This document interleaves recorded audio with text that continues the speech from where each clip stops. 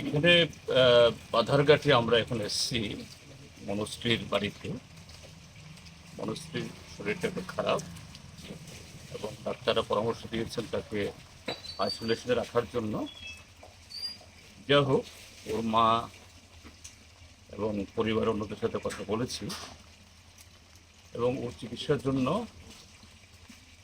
আমাদের তরফ থেকে আমরা ব্যক্তিগতভাবে এবং অন্যভাবে কীভাবে সাহায্য করতে পারি আমরা সে আশ্বাস দিয়ে এসেছি এবং ব্যক্তিগতভাবেও আমরা যতটুকু পারি সেরকমভাবে আমরা সাহায্য করব, কথাগুলো বলে এসেছি।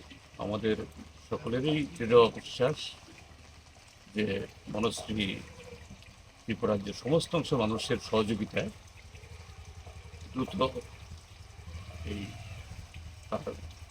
রোগ মুক্ত হবে এবং সুন্দর জীবন সে পাবে, দীর্ঘায়ু হবে, আমি আশা করি। এই যে আপনারা কি ভাবছেন যে মানে এরকম যারা মানে কালেকশন উঠছে, এই কালেকশন দিয়ে কি চিকিৎসা সম্ভব? আমি তো এখানে যখন এই যে কতক্ষণ আছি, অসংখ্য মানুষ আমি দেখছি, বিভিন্ন সমাজের বিভিন্ন অংশের মানুষের আগমন দেখছি এবং অনেকেই নানাভাবে তারা সহযোগিতার হাত বাড়িয়ে দিচ্ছেন।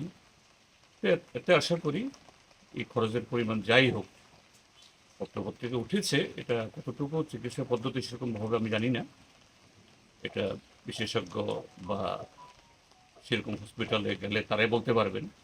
কিন্তু আমাদের সকলেরই সহযোগিতায় মনস্শ্রীর এই চিকিৎসার যে খরচ হবে এটা অসুবিধা হবে না, অন্তত এটা আমি আশা করছি।